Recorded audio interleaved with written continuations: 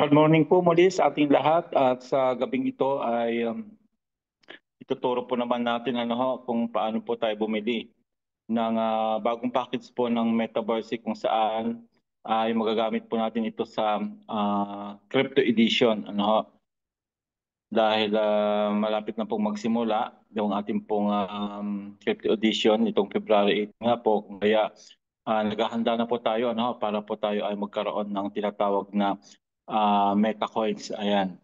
So mag-share screen lang po tayo para makita natin kung paano po ang pagbili at pag-encode na rin pag nabili na siya. Ayan.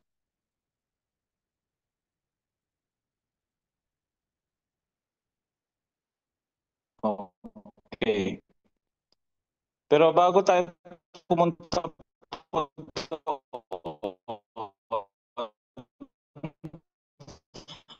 siya. Ayan, makikita niyo po yan. Yan po yung inlabas ng ating Metaverse na si Sir Robin Slutander, siya po yung founder. At ito po yung bibilin natin para po tayo ay makasali po diyan. Ayan,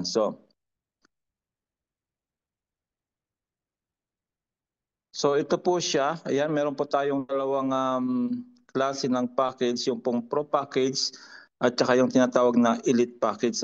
Yung Pro package po ay nagkahalaga ng 110 euro at ang kasama po nito ay 600 Launchpad coin, 1,000 Meta coins at isang random whitelist spot. So ipapaliwanag po naman nila yan bago po magsimula yung laro yung yung gamit ng mga yan. Tapos yun po namang Elite package, ito naman po ay nagkahalaga ng 550 euro at ang kasama po nito ay 3,300 Launchpad coin, 5,500 Meta coins, 1 guaranteed platinum whitelist spot at 3 random whitelist spots. Ayan. So yan po yung bibili nating package para po tayo ay makasama po dito sa Metaverse Crypto Edition kung saan meron po ditong nakalaan na 5 million USDT ang CBIT sa full price po nito. O kaya excited po ito dahil nga po ay pag tayo po ay nakasama sa leaderboard dito, I believe na pwede na po nating i-convert yung Meta coins natin o anumang coins na ilalabas ng Metaverse para po siya ay mapera. Yan po. Ito po ay magsisimula po sa February 18, 2025. At nagsimula na nga po yung kanilang pre-sale ng mga packets na yan noong January 7. At matatapos po yan ng January 31, yung tinatawag na pre-sale, yung kumbaga bibili tayo ng murang coins bago po siya mag-launch. Ayan po. So ngayon ay pupunta na po tayo sa ating dashboard para bumili. Login lang po tayo. Okay. Hindi po yan sa akin. Dito tayo bibili sa akin mismo.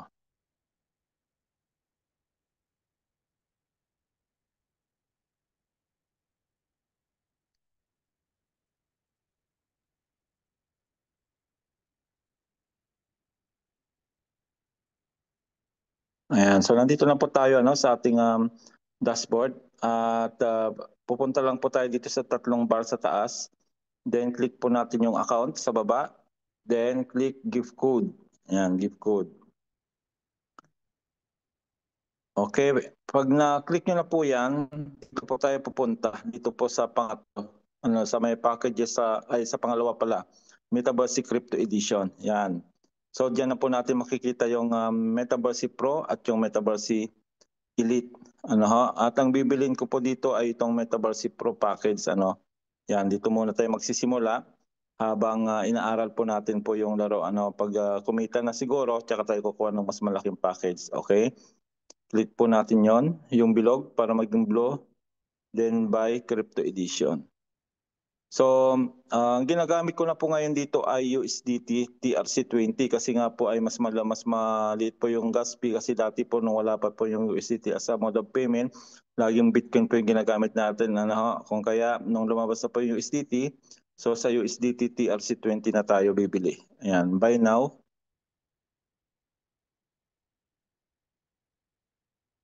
Then click here to generate payment address.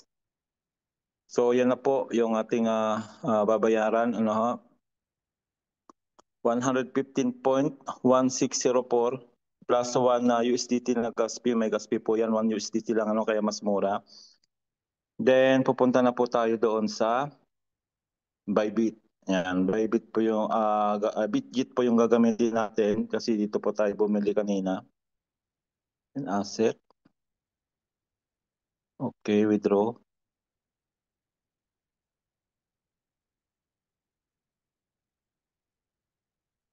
On chain. Ayan, so paste lang po natin dito yung kinapin nating wallet address.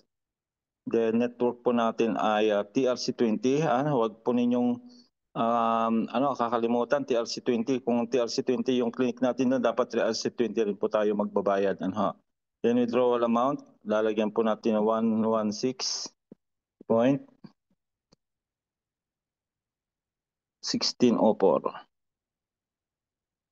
1604. Ayan, so yun po yung may 1 USDT gas fee kaya dinagdagan natin ng 1 USDT kaya yun po yung total na babayaran natin sa baba 115.1604. Yan, double check nyo lang po yun, 115.1604. Okay. Then withdraw. Ayan, so bago po natin i-confirm, double check lang po natin yung wallet address uli, saka yung amount TR2 SBE yung dulo. TR2 SBE, okay, tama. Then, confirm na po natin.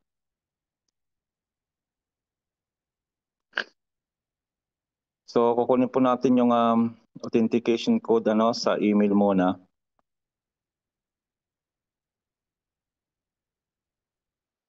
Ayan, copy lang po natin ito, copy. Ayan, copy lang po natin yan. Diinan nyo lang para hindi nyo na isusulat, copy. And paste po natin dito.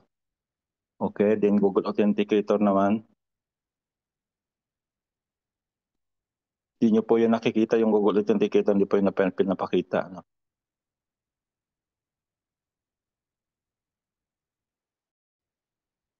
Okay, copy. Then paste. Wala, ayan na po.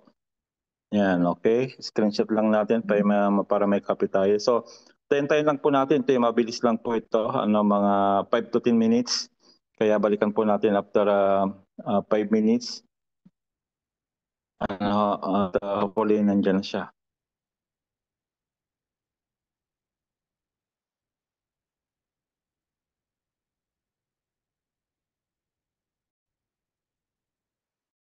Ayan, so meron po tignan natin kung dumating na. 3 minutes lang po, yan natin. So ayan, meron na pong nag-message dito. Sabi ito, payment address and QR code have been already generated. Sabi ganun. So check natin kung nandito na po yung gift code. Punta ulit tayo sa gift code.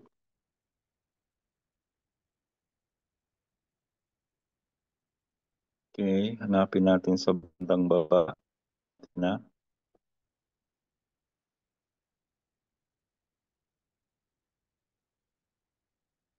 Wala pa. So, antayin po natin dahil maya-maya ay dito po yan pupunta. Refresh lang natin. Baka kailangan lang siya i-refresh.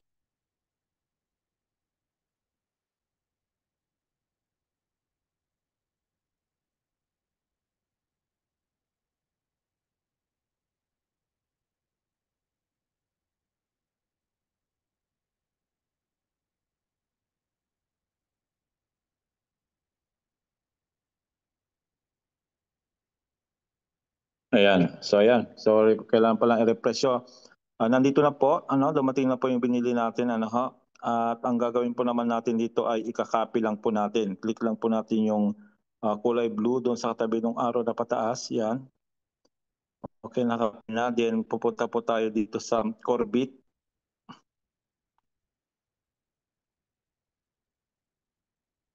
Then scroll down lang po natin. Scroll up pala hanggang sa makita po natin tong upgrade. Yan, click lang po natin tong upgrade.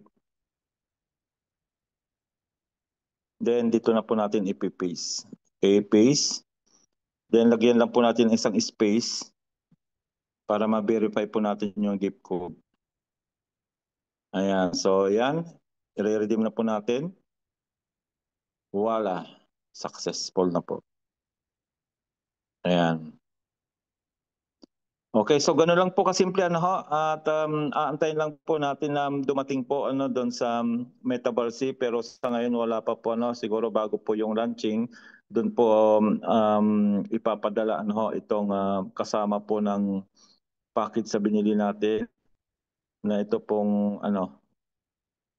wait lang.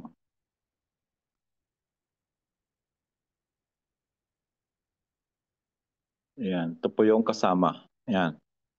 Yan po yung papadala. Doon na po yan sa Metaverse makikita doon sa inventory. Yan 600 Launchpad coin, 1,000 meta coins, tapos yung 1 random whitelist spot.